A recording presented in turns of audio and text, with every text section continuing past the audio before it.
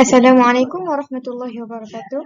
Nama saya Nur Alia Amani binti Zainuddin yang bernama metrik 058515. Saya akan membentangkan tajuk Sejarah Pensyariatan Ibadah Akikah. Sejarah pensyariatan ibadah akikah. Akikah ialah suatu bentuk ibadah sembelihan haiwan ternakan kambing yang dilakukan pada hari ke-7 kelahiran bayi dengan berniat akikah. Seperti mana yang telah dinyatakan di dalam hadis, sabda Rasulullah SAW dalam sebuah hadis, "Kullu khulami rahinatun bi aqiqatihi tuzbahu anhu yawma sabi'ihi wa yuhlaqu wa yusamma." Yang bermaksud, setiap kelahiran bayi itu tertebus dengan akikahnya yang disempurnakan sembelihan untuknya pada hari ke-7 dan dicukur rambutnya serta diberikan namanya. Hadis riwayat At-Tirmizi. Malah, sedara akikah pertama sebenarnya ini sudah lama diamalkan sejak zaman dahulu lagi. Bahkan, di zaman Arab Jahiliyah, mereka gemar mengamalkan tradisi menyembelih haiwan ternakan untuk pelbagai jenis perayaan, sama ada untuk tujuan pemujaan, menyambut kelahiran bayi dan sebagainya. Akikah sebelum kedatangan Islam. Akikah sebelum kedatangan Islam. Masyarakat Arab Jahiliyah sering melakukan sembelihan haiwan ternakan apabila menjelang masuknya bulan Rejab atau dinamakan Rejabiyah yang bermaksud upacara sembelihan kambing di bulan Rejab. Mereka akan menyambut kedatangan bulan Rejab dengan menyembelih beberapa ekor kambing untuk dimakan bersama ahli keluarga dan penduduk setempat. Selain itu, jika ada di antara mereka yang mendapat anak untuk kali pertama, maka mereka akan melakukan atirah, iaitu upacara menyembelih seekor kambing dan darahnya dilumurkan ke kepala anak tersebut. Manakala akikah pula adalah untuk meraihkan kelahiran anak lelaki.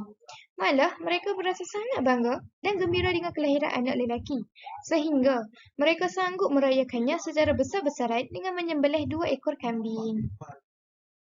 Hadis riwayat Abu Dawud.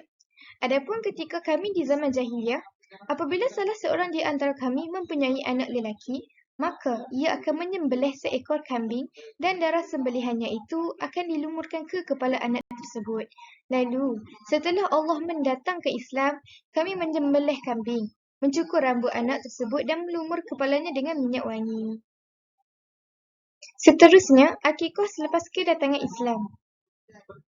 Akikah selepas kedatangan Islam. Terdapat beberapa elemen tradisi akikah Arab Jahiliyah yang diubah menepati ciri-ciri dan nilai kesucian agama Islam. Antaranya, seperti yang telah dinyatakan di atas, iaitu menukar amalan menyapu kepala bayi dengan darah kambing kepada minyak wangi. Selain daripada itu, umat terdahulu juga hanya menyembelih kambing untuk anak lelaki sahaja. Manakala, Islam mengubah amalan tersebut dengan menetapkan kadar sembelihan 2 ekor kambing bagi anak lelaki dan seekor kambing bagi anak perempuan. Tambahan pula, akikah dari sudut Islam juga bertujuan untuk mensyukuri nikmat pemberian Allah Subhanahu Wa Taala ke atas kelahiran anak. Akhir sekali, akikah Rasulullah SAW. Akikah Rasulullah SAW. Rasulullah SAW juga melaksanakan akikah buat cucu-cucunya Hasan dan Husain. Hal ini diterangkan di dalam sebuah hadis yang diriwayatkan oleh Ibnu Abbas radhiyallahu anhu bahawa Rasulullah SAW menyembelih kambing untuk Hasan bin Ali dan juga Husain, cucu baginda Nabi Muhammad SAW, masing-masing seekor kambing. Maka, amalan tradisi ini terus dilakukan dan diamalkan oleh umat Islam pada masa kini. Islam membenarkan tradisi ini diamalkan bukan sahaja sebagai tanda kesyukuran kepada Allah atas nikmat cahaya mata yang diperoleh. Amalan ini dapat memberi manfaat dan kebaikan kepada masyarakat sejagat kerana dapat berkongsi rezeki bersama-sama dengan orang yang miskin dan ahli-ahli keluarga.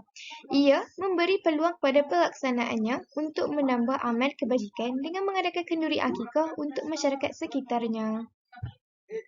Itu sahaja pembentangan saya pada kali ini. Sekian, terima kasih.